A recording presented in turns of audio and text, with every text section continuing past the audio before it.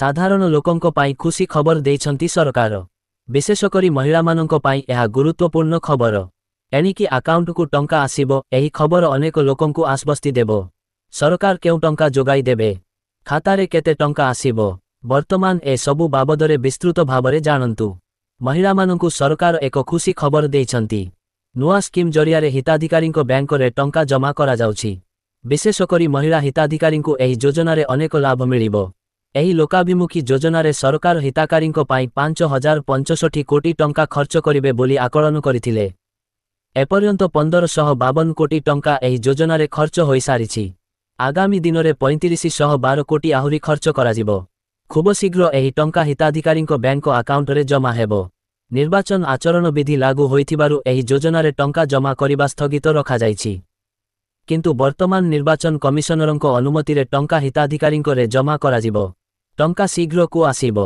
एही योजना अधीनरे रु 60 वर्ष बयसर महिलामानंकु सरकार टंका जोगाई देउछंती। वार्षिक अकाउंटरे सीधासळख 18,750 टंका जमा कराजिबो। एहा कुहा जाई पारे जे एही योजना महिलामानंको पाई अत्यंत लाभदायक अटे। महिलामानंकु आर्थिक सहायता जोगाई देबा लक्ष्यरे एही योजना आरंभ होइथिला। अनेक महिला एही योजना माध्यमरे आत्मनिर्भर होई पारिछंती।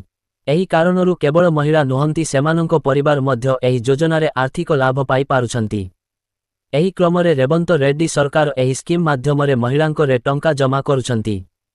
महिला हिताधिकारी एही योजनारे सामिल होइथिले निज निजर करि पारिबे। जेउमाने एपर्यंत टंका पाइनाहांती सेमाने शीघ्र सेमानंको बैंक अकाउंटरे टंका पाई पारिबे। एहा छडा वर्तमान सरकार बात्यारे क्षति सहिथिबा चाषींकु सहायता जोगाई देउछंती। क्षतिग्रस्त चाषींको मध्यरु 502 कोटी प्रदान करा जाइथिला। आहुरी अभियानरे आहुरी 14,890 टंका खर्च कराजिबो। रे बात्यारे अनेक क्षति सहिथिले चाषी। क्षति आकलन परे एबे चाषींकु क्षतिपूरण जोगाई दिया जाउछि। एही टंका सीधा हिताधिकारींको खातारे जमा करा जाउछि।